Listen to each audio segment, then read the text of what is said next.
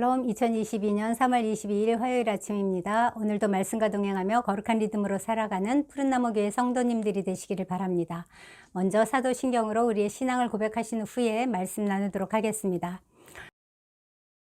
전능하사 천지를 만드신 하나님 아버지를 내가 믿사오며 그 외아들 우리 주 예수 그리스도를 믿사오니 이는 성령으로 잉태하사 동정녀 마리아에게 나시고 본디오 빌라도에게 고난을 받으사 십자가에 못 박혀 죽으시고 장사한 지 사흘 만에 죽은 자 가운데서 다시 살아나시며 하늘에 오르사 전능하신 하나님 우편에 앉아 계시다가 저리로서 산자와 죽은 자를 심판하러 오시리라.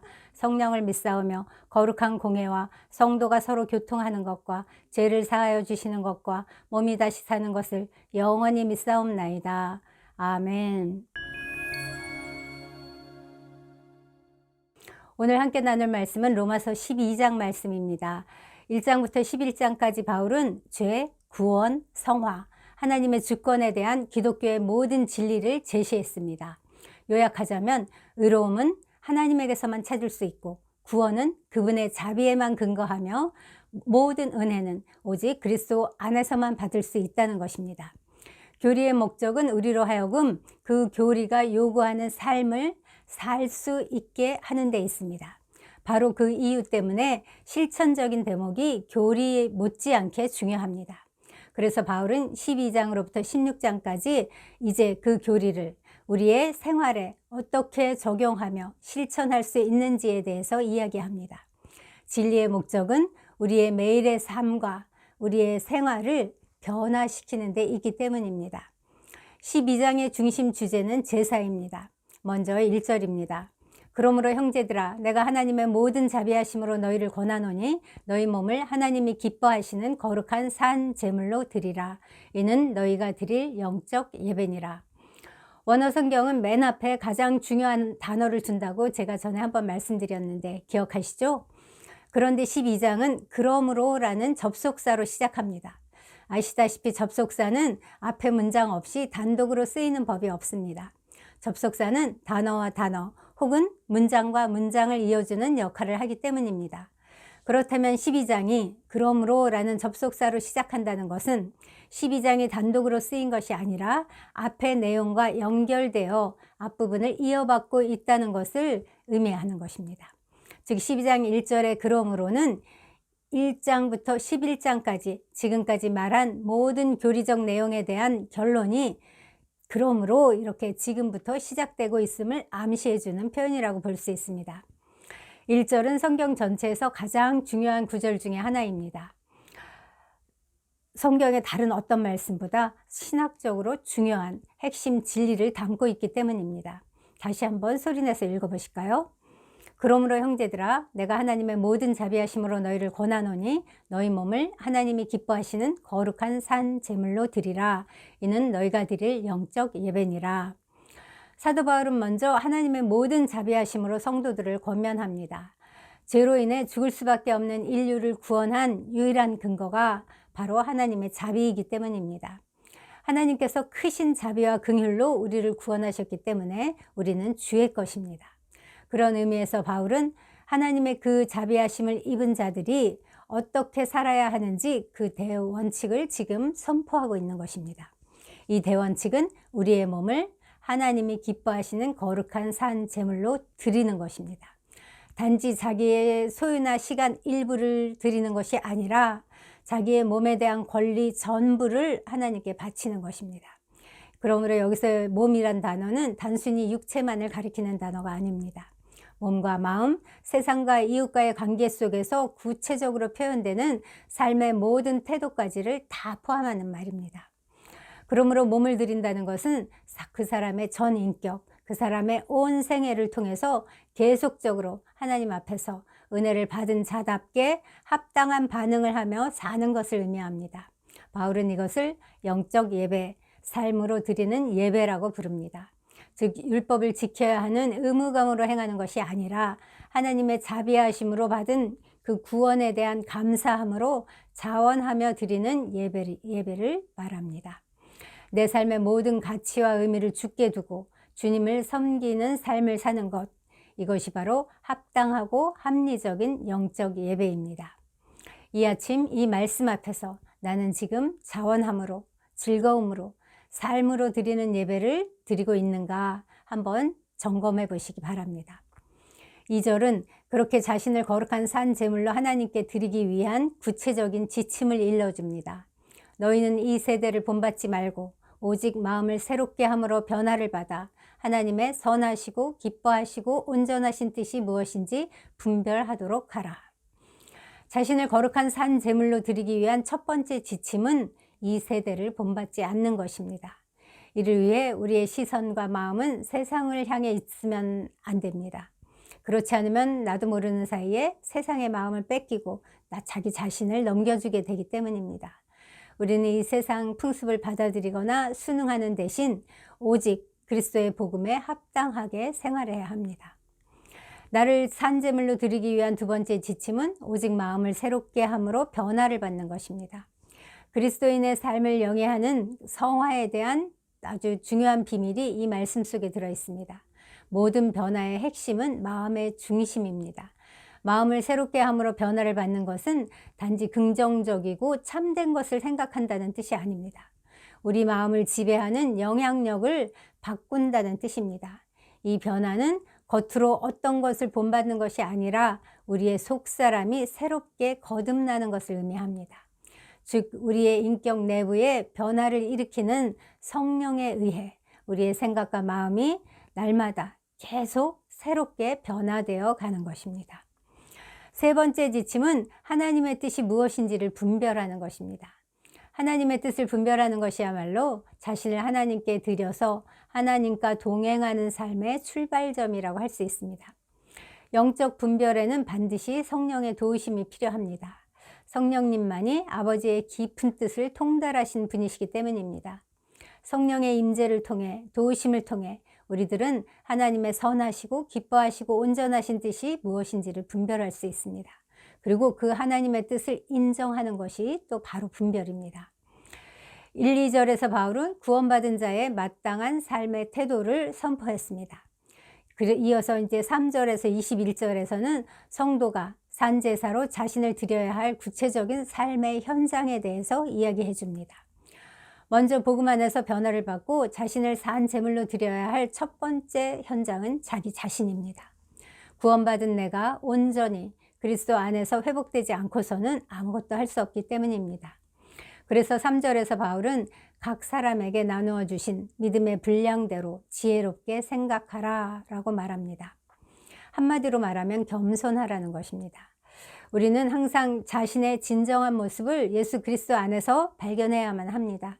그때 우리는 내가 이미 그리스도와 함께 죽은 자요, 이제는 그를 믿는 믿음 안에서만 사는 자라는 사실을 발견할 수 있습니다. 나를 위해 자기 생명까지 버리신 그리스도의 그 사랑으로 사는 자, 더 이상 자기를 내세우거나 주장하지 않고 겸손히 살게 됩니다. 내가 어떤 은혜로 구원받았는지, 하나님이 나를 어떻게 사랑하셨는지를 아는 자는 교만할 수 없습니다. 하나님이 강조하시는 산 제물의 두 번째 현장은 교회입니다. 그 이유는 교회가 바로 하나님이 이 땅에 세우신 그리스도의 몸이기 때문입니다. 교회에서 산 제물을 드리는 훈련이 되어야 가정과 사회에서도 그러한 삶을 살 수 있습니다. 그래서 바울은 교회 생활 속에서 그리스도인들의 은사에 대해서 거론합니다. 은사는 성령님이 그리스도의 몸을 섬기라고 주신 선물입니다. 성령님은 우리 각자에게 특별한 은사를 주셨습니다. 교회 내에 여러 다른 은사를 가진 사람들이 그리스도 안에서 한 몸이 되었습니다. 각 지체에게는 다른 지체가 대체할 수 없는 고유한 은사가 있습니다. 그러므로 우리는 다른 사람과 비교하거나 경쟁할 필요가 전혀 없습니다. 다만 각 지체가 다른 지체들의 도움을 받아가며 자신의 은사를 따라 그리스도를 섬기는 것, 이것이 하나님의 뜻입니다. 하나님께서는 결코 탁월한 한 사람만으로 교회를 세우지 않으십니다. 각자 믿음의 분량이 다르고 은사가 다른 사람들을 다 모아서 그들이 서로 겸손히 피차 존중하며 부지런히 열심히 즐거이 섬기게 하시고, 그때에 그리스도의 몸된 교회가 온전히 세워져 가게 하시고 성도들은 그 안에서 진정한 연합을 경험하게 하십니다. 저희도 그런 교회가 되었으면 좋겠습니다. 기독교 도덕의 최종 목표는 개인 인격의 완성이 아니라 그리스도의 몸의 완성입니다. 이 아침 하나님께서 내게 주신 은사가 무엇인지, 그 은사를 통해 교회에 어떤 유익을 끼칠 수 있는지 한번 생각해보는 아침이 되었으면 좋겠습니다. 이어서 바울은 이웃과의 관계에서 드려져야 할 산 제사가 무엇인지를 설명합니다. 한마디로 요약하면 사랑입니다. 사랑에는 거짓이 없습니다. 15절은 즐거워하는 자들과 함께 즐거워하고 우는 자들과 함께 울라고 말씀합니다. 이것은 자기 십자가를 지는 자기 부인이 없이는 이루어질 수 없는 일입니다. 왜냐하면 이 말씀은 내가 지금 슬픔 중에 있을 때라도 즐거워하는 자들과 함께 즐거워하라는 말씀이기 때문입니다. 또 내가 즐거울 때라도 슬픔 가운데 있는 지체들과 함께 슬퍼하라는 권면이기 때문입니다. 이것은 사랑으로서만 가능하며 성령의 인도함을 받을 때만 할 수 있는 일입니다. 그렇게 살 때 비로소 세상 사람들은 그리스도인이 어떤 사람인지를 알게 되고 그리스도인을 다시 보고 존경하게 될 것입니다. 그래야 우리가 주에 대해 이야기할 때 그들이 귀를 기울여 줄 것입니다. 이런 사랑과 자기 부인 없이는 하나님의 자녀로 인정받지 못하고 그리스도의 이름으로 일컬음받지 못합니다. 우리가 먼저 받은 그 사랑, 그 은혜를 기억하며 그리스도인으로서 우리는 이 세상에서 선한 이웃으로 서 있기 원합니다. 모든 이들과 더불어 화평하는 자로 살기 원합니다. 마지막으로 바울은 원수와의 관계 속에서 우리가 어떻게 하면 우리 자신을 거룩한 산 제사로 드릴 수 있는지에 대해 설명합니다. 14절은 너희를 박해하는 자를 축복하라, 축복하고 저주하지 말라. 20절은 내 원수가 줄이거든 먹이고 목마르거든 마시게 하라. 그리함으로 내가 숯불을 그 머리에 쌓아 놓으리라 라고 기록하고 있습니다. 이것은 말만 들어도 쉽지 않습니다. 용서하는 것만도 사실 우리로서는 쉽지 않은데 어떻게 원수를 축복까지 하라고 하시는지요. 그런데 아십니까? 하나님은 우리가 할 수 없는 것을 하라고 하시는 분이 아닙니다. 하나님께서 뭔가를 하라고 하실 때에는 이미 그것을 할 수 있는 힘과 능력을 주신 후에 하라고 하시는 것입니다. 우리는 무엇으로 이길 수 있습니까? 21절입니다. 악에게 지지 말고 선으로 악을 이기라. 악에게 진다는 것은 원수의 악한 행위로 인해 고민하고 내가 스스로 원수를 갚으려고 악한 행위를 계획하는 것을 말합니다. 즉 원수의 악한 행위 때문에 내가 선한 상태를 떠난 그것을 의미합니다. 하나님은 성도들의 억울함과 원통함을 아십니다. 뿐만 아니라 원수 갚는 것이 내게 있다고 말씀하셨고 갚아주신다고 약속하셨습니다. 하지만 이것을 믿지 않고 내가 직접 악을 심판하려고 한다면 그것은 혈과 육의 싸움이 될 뿐입니다. 반대로 선으로 악을 이기는 것은 하나님 아버지에 대한 그 믿음으로 사는 삶을 말합니다. 내 억울한 사정, 나를 괴롭히는 사람들에 대한 모든 것을 하나님께 아뢰고 하나님께서 나의 억울함을 어떻게 풀어주시는지 하나님을 바라보고 의지하며 나아가는 삶을 말합니다. 이 승리는 나의 노력, 나의 열심으로 이루어지는 것이 아니라 그리스도의 대속을 믿는 믿음과 우리를 인도하시는 성령의 힘으로 이루어집니다. 세상에 승리하는 방법은 이미 그 죄와 사망과 세상을 끝장내신 예수 그리스도의 부활 생명뿐입니다. 우리 안에 그 부활 생명이 있습니다. 그 생명으로 세상을 이기고 승리의 간증을 나눌 수 있기 위해 오늘 내가 실천할 수 있는 일은 무엇인지 기도해 보시고 적용해 보시기 바랍니다. 나 자신과 세상을 바라보는 렌즈가 이제 하나님의 렌즈, 복음의 렌즈로 바뀐다면 나를 넘어서서 교회 공동체, 나의 이웃, 나의 원수에게까지도 나는 지금까지와는 다른 모습으로 다가갈 수 있습니다.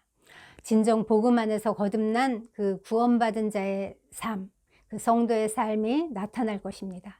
그 삶이 바로 하나님이 기뻐하시는 거룩한 산 제사요, 우리가 마땅히 드려야 할 영적 예배입니다. 사랑하는 성도 여러분, 오늘 내 모든 삶을 하나님께 맡기고 우리의 생각과 감정을 평강으로 날마다 지키시는 그 하나님과 동행하는 하루 사시기 바랍니다. 우리의 모든 삶을 받으시기 원하시는 하나님께 오늘 새롭게 결단하며 내 삶을 드리겠습니다. 기도하는 시간 갖기 원합니다. 하나님 아버지 감사합니다. 우리의 삶을 예배로 받으시기 원하신 하나님, 하나님이 기뻐하시는 산제물이 되기 위해 주님 우리가 무엇을 할 수 있는지 오늘 말씀에 비추어 생각하게 하시옵소서. 주님 주께서 기뻐하시는 산제수로 주님 자신을 내 몸을 내 삶을 드리기 원합니다. 이 우리에게 이 소원을 주셨사오니 주님 주께서 그렇게 살 수 있는 힘과 능도 주셨사오니 주님 순종함으로 그렇게 살아내는 저희에게 인도하시고 축복하여 주시옵소서. 오늘도 우리 삶에 동행하시며 그 일을 행하실 주께 감사와 찬양을 드리며 예수님의 이름으로 기도합니다. 이제 말씀을 기억하며 기도하겠습니다. 공동체를 위해 기도하겠습니다. 하나님이 기뻐하시는 거룩한 산제물이 되기 위해서 우리가 할 수 있는 게 무엇일까요? 먼저 공예배에 성실함으로 한번 참석해 보는 것이 어떨까요? 하나님은 우리를 위해 많은 예배를 준비해 두셨습니다. 매일 아침 말동하로 시작해서 수요 안아줌에도 참석하고 주일 예배를 거룩히 지키는 그러한 한 주 살아보시기를 권면합니다. 그리고 공동체를 위해 기도합니다. 지금 코로나로 격리 중에 있고 병 중에 있는 지체들이 많이 있습니다. 그들을 급속한 치유를 위해 기도해 주시고 또 새가족을 보내주시는데 그 새가족들이 교회 안에서 잘 양육되어서 정말 좋은 푸른 나무로 든든한 나무로 함께 세워져 갈 수 있도록 기도해 주시기 바랍니다.